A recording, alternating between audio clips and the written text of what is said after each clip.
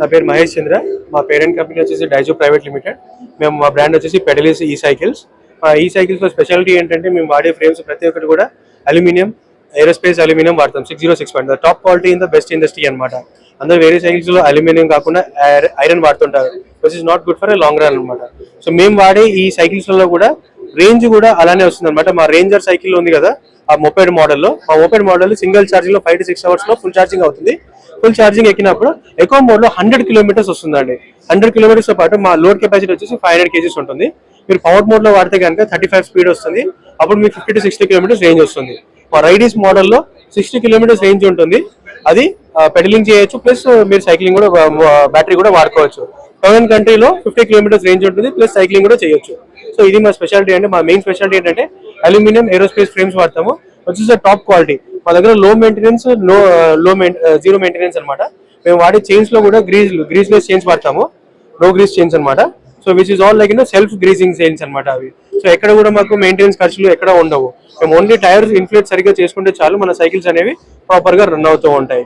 So 2 cycles మా town and country రైడీస్ 120 kgs of weight capacity వాడతాయి, లోడ్ ఉంచుతాయి అవి.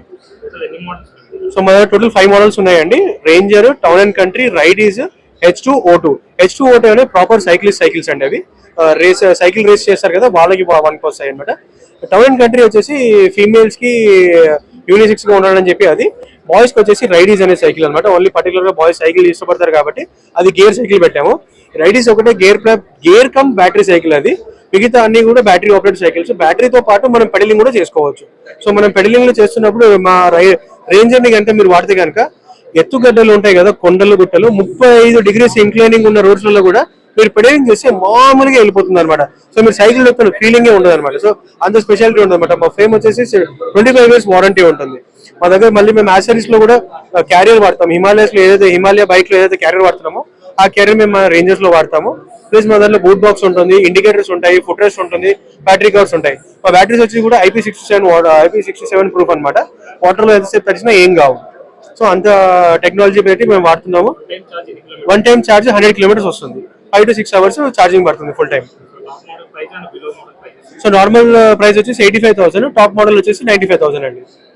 అది సో దాంట్లో టాప్ మోడల్ అని ఏముంటుంది, ఇంకా టౌన్ అండ్ కంటే 39,000. సో 39,000, 49,000 ఈ 2 మోడల్స్ లో ఉన్నాయి.